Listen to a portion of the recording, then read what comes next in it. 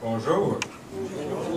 Nous avons vraiment bien loué le Seigneur ce matin, n'est-ce pas? C'était touchant. Et puis on a vraiment adoré Dieu ensemble. Il faut commencer tout de suite avant d'arriver au ciel. C'est le privilège de tous les enfants de Dieu à travers le monde. Nous, on a déjà une bonne avance sur les autres qui ne veulent rien savoir et qui ont oublié le Seigneur peut-être dans leur vie. Donc, c'était vraiment bien de louer Dieu ensemble aujourd'hui. Et maintenant, nous allons ouvrir la parole. Et si vous voulez ouvrir dans Luc, le chapitre 15, ça se passe entre les versets 11 à 32. Donc, si vous avez votre Bible ouverte, vous pouvez de temps en temps jeter un coup d'œil dans les versets, les références qui vont être données. On dit que chaque image a une histoire. On dit même qu'une image vaut 5000 mots. Il y en a qui disent que ça vaut 10 000 mots. Ça dépend des images peut-être. Mais c'est vrai que chaque image a une histoire. Vous vous souvenez de cette image?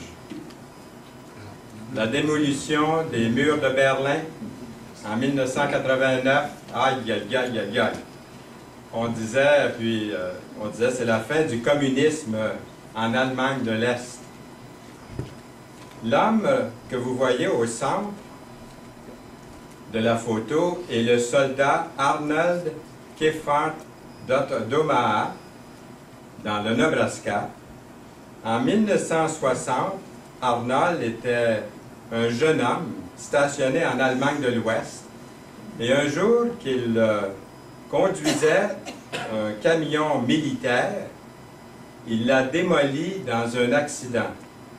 Il a eu peur de faire face à la cour martiale et d'être envoyé en prison pour cet accident, pour avoir démoli ce camion. Alors il a traversé du côté ennemi et il a fui à travers la frontière dans ce qui était alors l'Allemagne de l'Est communiste. Il y est resté pendant, imaginez-vous, 30 ans, les 30 prochaines années, jusqu'à ce que le rideau de fer soit tombé en 1990. Et à cette époque-là, il est retourné à son domicile aux États-Unis, à Omaha, Nebraska. À cause de sa désertion, si on se met à sa place, il était devenu la honte de ses parents, la honte de la ville d'Omaha, la honte des États-Unis, la honte de tous les militaires aux États-Unis. Leur fils avait été étiqueté comme un déserteur, un soldat qui a fui la liberté de l'Ouest pour aller vivre dans l'Est communiste. Quelle honte, quelle gêne, quel embarras pour la famille. Dans sa ville, il y avait des voisins qui avaient honte de la famille d'Arnold. Toute la famille en souffrait. Comment sa famille réagira face à lui en revenant à la maison après 30 ans? Qu'est-ce qui l'attend? Comment est-ce qu'on va le recevoir? Ses voisins, ses amis d'enfance, ses amis d'école. La photo qui a paru dans la première page du journal d'Omaha a raconté l'histoire de pardon et de joie.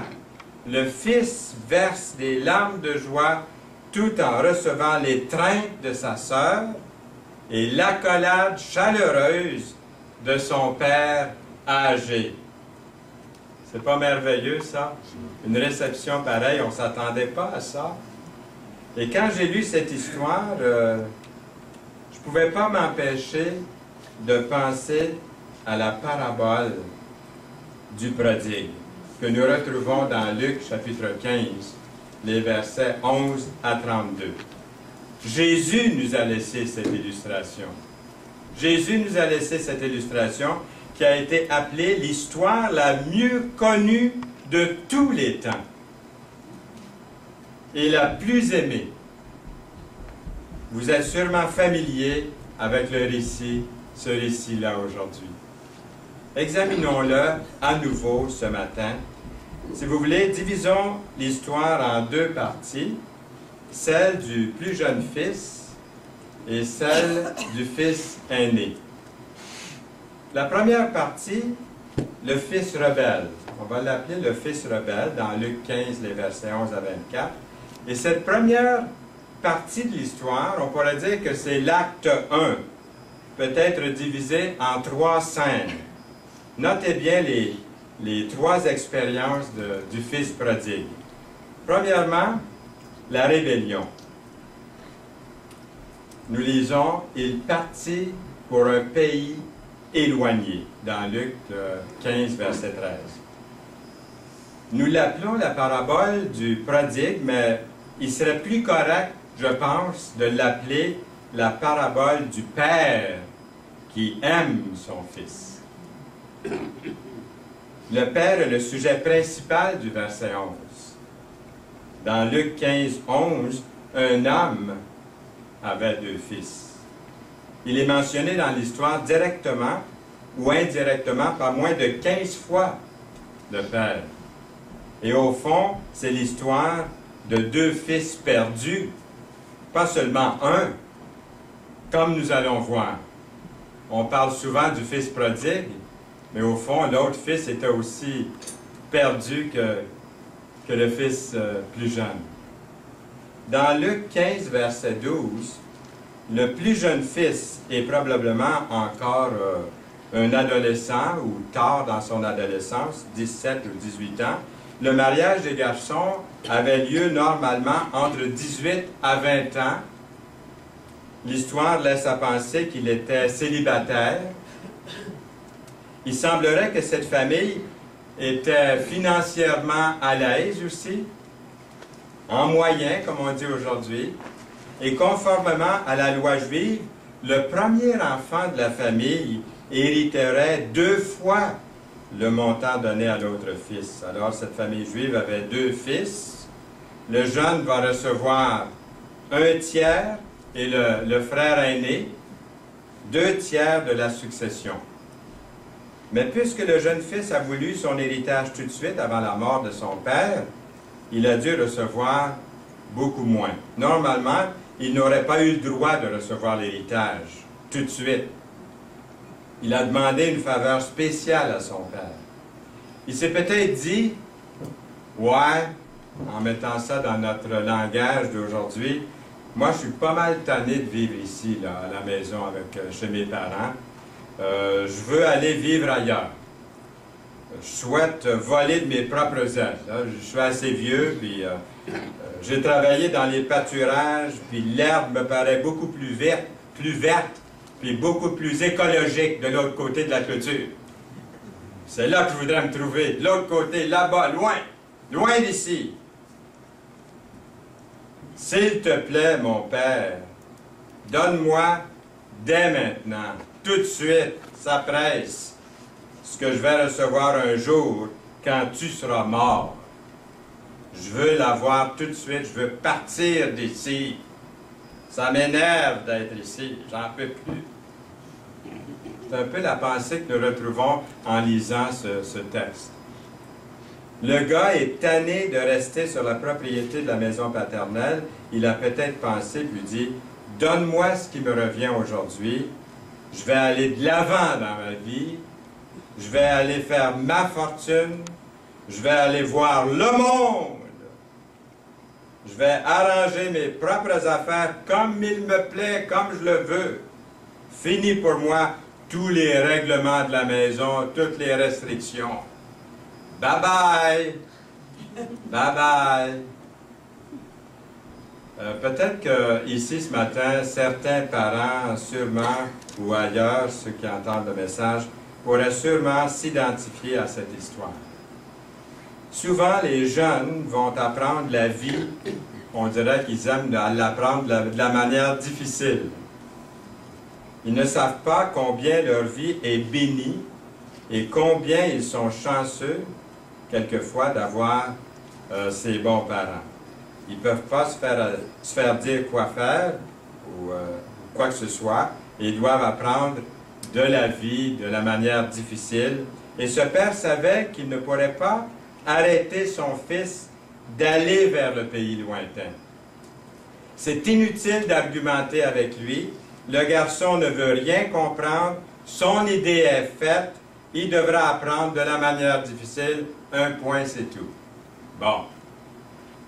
Dans Luc 15, verset 13, le plus jeune fils ayant tout ramassé, le garçon a quitté la maison avec ses poches pleines d'argent qu'il n'avait pas encore gagné. Et comme on dit en anglais, easy come, easy go. Easy come, easy go. Vite gagné, vite dépensé. Nous lisons, il dissipa son bien dans Luc 15, verset 13. Excessivement dépensier. Excessivement dépensier. Savez-vous, on sait que prodigue veut dire gaspilleur. Une personne prodigue qui jette son argent par la fenêtre. Une personne prodigue. L'idée est celle d'un mode de vie complètement désordonné. C'est l'anarchie. Nous visons en pleine cible lorsque l'on pense à l'ivresse, par exemple, lorsqu'on pense à la prostitution. Le garçon a appris ce que c'était que d'avoir du fun, mais du fun selon le monde, et non du fun selon Dieu et selon sa parole, selon les chrétiens. Il a dû faire toutes les boîtes de nuit, il a dû se promener, il a dû tout faire, hein? Il a dû vraiment examiner tout ce qu'il y avait à avoir, il avait beaucoup d'argent. Et quand vous avez beaucoup d'argent, qu'est-ce qui arrive? Beaucoup d'amis. Vous avez beaucoup d'amis, hein? Vous lisez dans mes pensées, en tout cas dans mes notes. Beaucoup d'amis, beaucoup d'argent, beaucoup de plaisir, beaucoup de fun. Ah, la fête à tous les jours, hein? Mettez la musique au bout! C'est la fête! Et pendant un certain temps, il a vécu tête première dans la débauche. Dans ce pays lointain, loin de chez lui. Dans Luc 15, verset 14, lorsqu'il eut tout dépensé, une grande famine survint dans ce pays. Savez-vous, l'herbe avait séché. Il devint désespéré.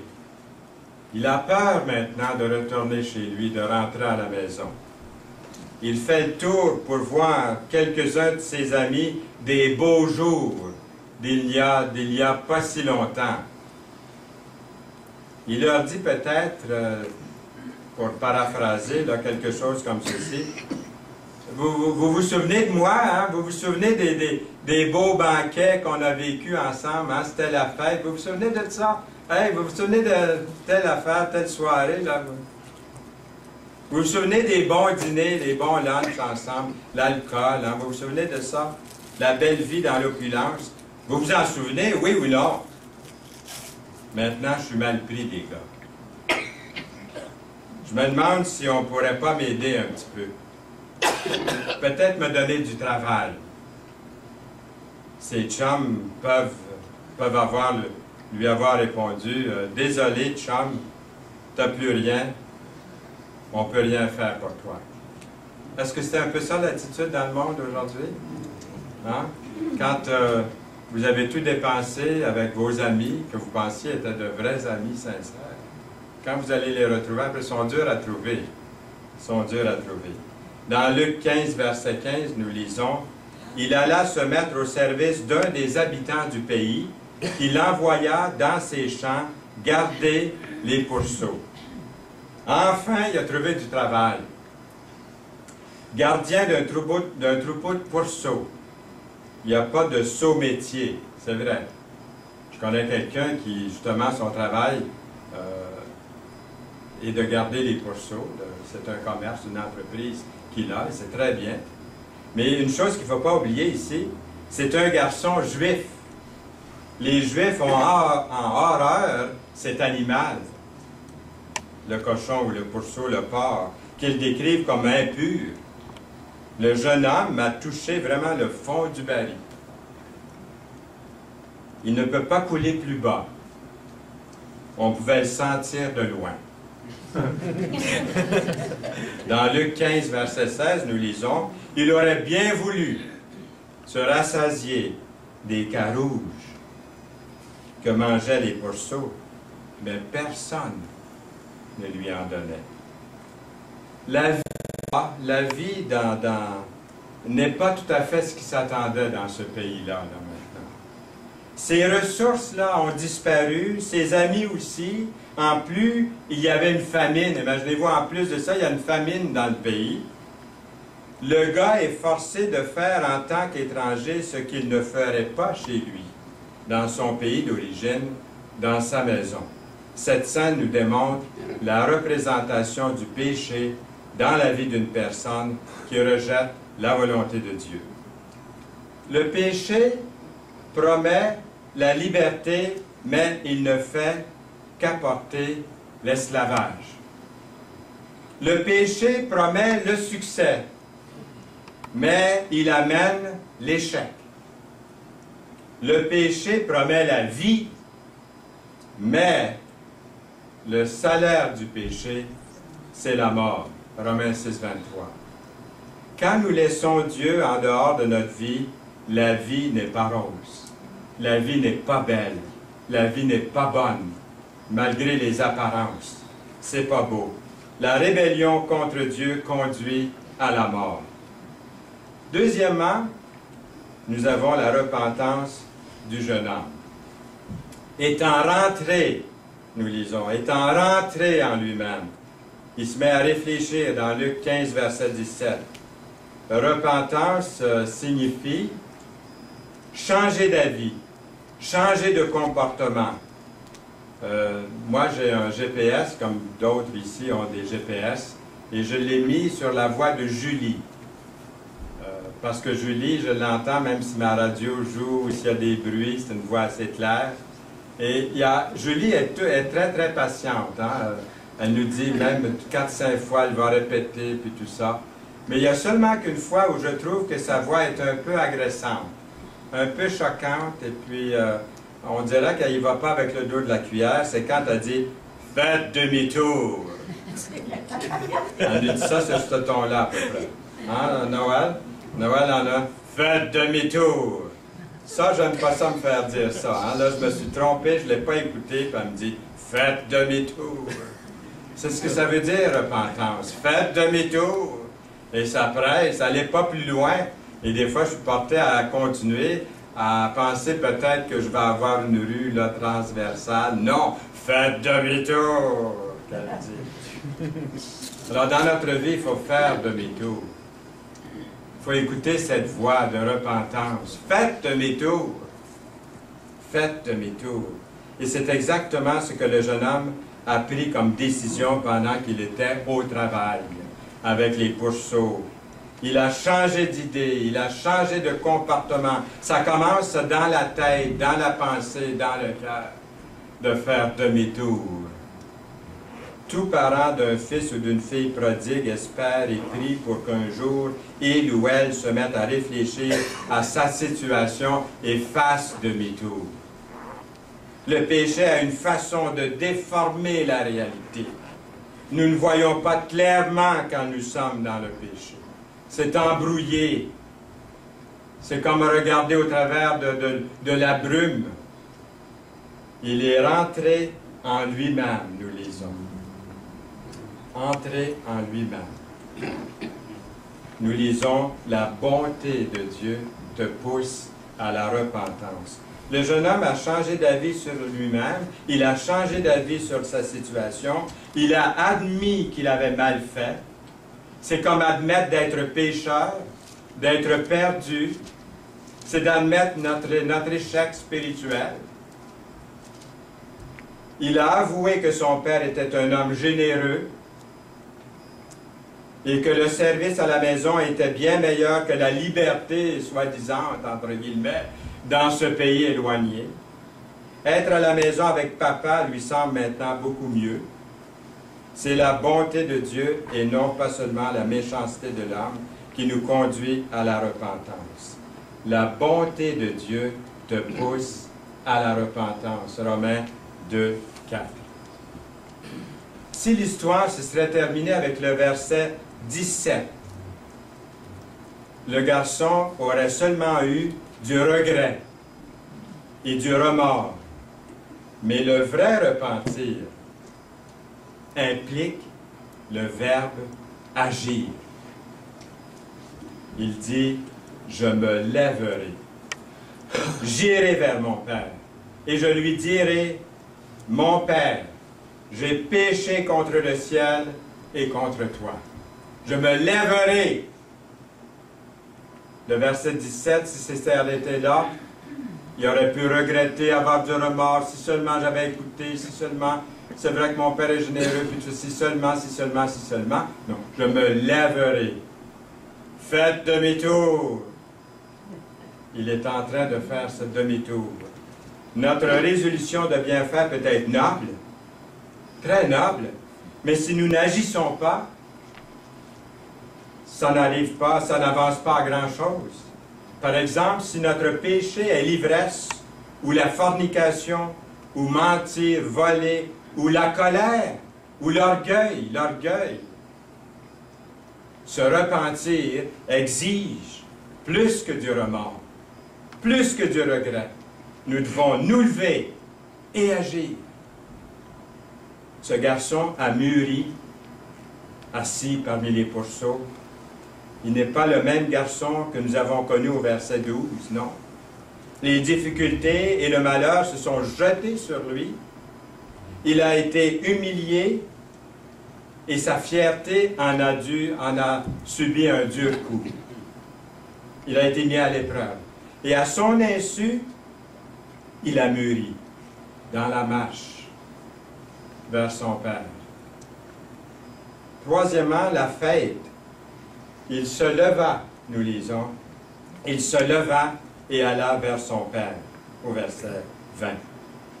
Je m'imagine le Père regardant par la fenêtre à tous les jours, c'est ce que nous voyons dans le contexte. Le Père regarde par la fenêtre, et puis il a dû se rendre à la fenêtre à tous les jours depuis que son fils était parti. Vous vous imaginez le voir regarder par la fenêtre d'un air inquiet et de regarder le plus loin possible. Et tout à coup, ce jour-là, il le voit venir. Il le reconnaît, c'est lui. Il dit à son serviteur, va me chercher un fouet, une brique, un fanal. Quand il va arriver ici, il va en manger une, je vous laisse deviner le mot là, il va en manger une torbrule. Il va en manger toute une, parce qu'il mérite. Ce gars-là, il a traîné le nom de la famille dans la boue. Il est allé dépenser notre argent. C'est un voyou, un traître, un misérable. Il mérite la punition. Il va se repentir devant tout le monde. Il va passer un mauvais quart d'heure, je vous en passe un papier. Je vais lui faire confesser en public son péché. Je vais l'emmener devant les grands prêtres, dans la synagogue. Il va en manger toute une. Il le mérite. Il ne mérite pas d'autre chose. Puis on pourrait dire, ben c'est justice, écoutez, c'est correct. C'est un voyou, il mérite. Est-ce que c'est ça qui est écrit dans votre Bible? Ah, bien, c'est pas écrit ça non plus dans ma Bible. Pourtant, ce père a parfaitement le droit, selon l'époque dans laquelle il vit, il a le droit. Ce garçon a pris son nom, a pris son argent, il a tout gaspillé, il a déshonoré son nom. Il pourrait le faire fouetter, si on se place dans le contexte de l'époque, pour qu'il s'en souvienne toute sa vie. Je vais lui donner le fouet. Comme quand j'étais à l'école, moi c'était encore le fouet et la strap. Hein? Je me rappelle à l'âge de 15 ans, quand j'ai eu la strap, par le directeur de l'école, il dit « Oh, on pensait que M. Saint-Louis Fernand était un bon petit gars. » Mais j'ai passé des périodes, j'étais chrétien, j'étais un enfant de Dieu, mais un peu comme le fils prodigue à un moment donné, peut-être dans ma vie. Voyez-vous? Je méritais cette punition, mais le Père agit complètement différent. Le Père, à l'époque, avait le droit de faire ça, mais ce Père a fait quelque chose d'incroyable. D'incroyable. Il a pardonné à son Fils. que j'aurais été capable de faire ça? Dans le pays lointain, le garçon trouve la misère. Maintenant, de retour à la maison, chez lui, le garçon trouve la miséricorde. La miséricorde. Êtes-vous content de ça? Est-ce que vous êtes en train de faire le lien avec Dieu et vous? Entre vous et Dieu? Au verset 21, le garçon s'était préparé tout un discours. Ah oui, il avait pratiqué, hein? Il avait pratiqué, là, assis parmi les pourceaux, il avait pratiqué tout un discours, puis en route, hein, il avait un long chemin à faire, puis il n'était pas en autobus, là. Il n'avait pas loué d'auto. Et puis, il marchait. Il avait le temps de réfléchir. Mais le père n'a jamais autorisé son fils, quand il l'a vu venir, il n'a jamais autorisé à terminer ses aveux. Il l'a interrompu, lui a pardonné et ordonné que la fête commence. Nous lisons, si nous confessons nos péchés, il est fidèle et juste pour nous les pardonner et nous purifier de toute iniquité. 1 Jean 1. Tout ce que le Fils avait espéré trouver dans le pays lointain, il l'a découvert chez lui à la maison. Des vêtements, des bijoux, des amis, une joyeuse célébration, de l'amour et un avenir assuré. Il a reçu le plus beau vêtement qu'un père pouvait donner à son fils, seulement digne d'un fils, un anneau, un signe d'autorité, d'après Genèse chapitre 41, verset 42, et des chaussures, le signe de la liberté. Aller pieds nus était tout à fait normal pour un esclave, mais pas pour un fils, pas pour un homme libre. La deuxième grande partie de ce message, on pourrait l'appeler le fils moral. Aimeriez-vous l'entendre? Vous la connaissez pourtant, cette histoire. Mais le fils, on va l'appeler le fils moral. Malheureusement, il y aura l'autre fils qui ne sera pas de la fête. Il ne veut pas y aller. Il ne veut pas aller à cette fête-là. Il ne peut pas croire que son père a pris son frère, ce fils rebelle, à nouveau dans sa maison, sans faire quelque chose pour le punir de ses péchés et de sa débauche.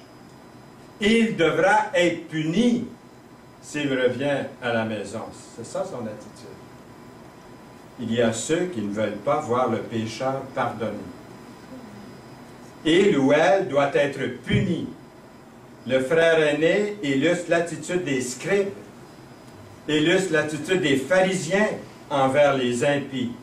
C'est un portrait des pharisiens et des scribes qui critiquaient Jésus parce qu'il mangeait à table avec des pécheurs. Le frère aîné a certainement beaucoup de vertus. On ne nie pas ça du frère aîné. C'est louable, les vertus qu'il possède. Il a travaillé dur et a toujours obéi à son père, lui. Il est un fils moral, un bon témoignage, un exemple dans la maison. Il n'a jamais apporté la honte, lui, sur sa famille. Ses actions ont été nobles, mais son cœur a été tout à fait l'opposé de celui de son père. Tout à fait l'opposé de son père. Il n'est pas difficile de voir les péchés du frère aîné. Pour commencer, il est centré sur lui-même. Il annonce ouvertement les péchés de son jeune frère, mais il ne pouvait pas voir ses propres péchés à lui. C'est à nouveau l'histoire du pharisien et du publicain de Luc 18 qui se répète ici. Les pharisiens définissaient le péché principalement en termes de nos actions extérieures et non de nos attitudes intérieures. L'orgueil a été un autre de ses péchés à ce fils aîné. Le fils moral a servi son père pendant toutes ces années. Il n'a jamais désobéi à sa volonté. Quel témoignage! Il a été dit que l'orgueil est la première chose que vous devez perdre lorsque vous demanderez à être pardonné. Aussi, on ne peut pas s'empêcher de remarquer son insouciance envers son frère qui était perdu, très très loin, et retrouvé. Il n'a pas été le gardien de son frère. Imaginez avoir été informé que son frère est revenu à la maison. Le père guettait le retour de son jeune fils jour après jour. Et enfin, le jour est arrivé, il le voit arriver de très loin. Mais le frère aîné ne savait pas que son frère était de retour à la maison, jusqu'à ce que l'un des serviteurs lui annonce la nouvelle. Peut-être la chose la plus inquiétante au sujet du fils aîné est sa violente colère. Sa colère. Il était en colère, en beau, dites le mot, envers son frère. Il était en colère, en beau fusil, envers son père aussi, puis envers son frère, au point de ne pas aller dans la maison. Je ne vais pas là. Mon frère est de retour, c'est pas juste. Garde mon père, un mou, un doux, un faible. Il pardonne à se débaucher. J'entre pas à la fête pour partager la joyeuse célébration. Vraiment mécontent. C'est lui qui devrait porter le nom de fils prodigue dans l'histoire, vous ne pensez pas? Celui qui a été perdu alors qu'il était encore à la maison est perdu. Est-ce qu'il y a quelqu'un ici ce matin qui est à la maison et qui est perdu? Ça peut arriver. Les pharisiens avaient une religion de bonnes œuvres. Et de par leur piété religieuse, le jeûne, l'étude, la prière, la dîme, ils espéraient obtenir la bénédiction de Dieu et ainsi mériter la vie éternelle dans le ciel. Tristement, ils ne savaient pas, ils ne savaient à peu près rien au sujet de la grâce de Dieu, de l'amour de Dieu, de la miséricorde de Dieu, de la bonté de Dieu, du pardon de Dieu. Ils ne savaient absolument rien sur ces choses-là. Leur cœur était loin de Dieu. Il y a beaucoup de chrétiens qui ne vivent pas dans un pays lointain, ils sont restés à la maison et ne se sont jamais éloignés peut-être du culte, mais leur cœur pourrait être loin de Dieu. Comme les pharisiens, ils sont centrés sur eux-mêmes, fiers de leur bonne vie morale et parfois très en colère, sans véritable amour et sans pitié, sans miséricorde. Pardonner n'est pas leur forme. Ils ne sont pas heureux lorsque le prodigue rentre à la maison. Quoi, lui? Ils ne savent pas grand-chose sur la grâce et la miséricorde de Dieu. Quelle application qu'on pourrait en faire aujourd'hui pour nous? Cette parabole nous place devant certaines questions importantes. Premièrement, ai-je été rebelle à Dieu? Par moments, nous pourrions nous voir dans la peau du jeune fils prodigue. Nous avons quitté la maison de notre Père, nous avons quitté notre Bible, nous avons quitté notre Église, notre Assemblée, nous avons quitté les réunions de prière, nous avons quitté la compagnie des chrétiens, nous avons quitté la maison de notre Père pour un pays lointain, mais au lieu de trouver satisfaction, nous n'avons trouvé que misère. Dieu est patient et attend notre retour. Dieu se dit, quand va-t-il rentrer à la maison? Je l'attends, je regarde pour son retour. Quand va-t-elle rentrer à la maison? Quand va-t-il rentrer à la maison? Est-ce que vous avez touché le fond du baril? Deuxièmement, suis-je plutôt comme l'impitoyable frère aîné? Est-ce que mon cœur est au diapason? Les musiciens connaissent cette note-là. Est-ce que votre cœur est au diapason avec Dieu? Sur la même longueur d'onde? Comment est ma compassion pour les pécheurs? Comment est ma compassion, ma miséricorde pour les pécheurs? Conclusion, cette grande parabole nous oblige à nous identifier à l'un des deux. On ne peut pas s'en échapper. Il n'y a que deux choix. Un des deux frères a réalisé qu'il était un pécheur, en besoin de la grâce, du pardon, tandis que l'autre n'a pas reconnu son besoin. Lequel des deux, où je me trouve, où vous trouvez-vous? Le plus jeune frère, si c'est votre choix aussi, est-ce que vous êtes prêt à vous tourner vers Dieu ce matin? Pas demain, c'est aujourd'hui. Il est impatient, le Seigneur, de vous accueillir dans sa famille comme fils. Par contre, si vous êtes dans l'état du frère aîné, vous devez rentrer en vous-même et vous repentir d'une telle attitude. Où vous situez-vous dans l'histoire? Avec lequel des deux frères vous identifiez-vous le mieux? Que Dieu puisse, par son esprit, nous révéler, réfléchir, agir, mettre ce verbe, je me lèverai, je ferai demi-tour. Amen. Amen.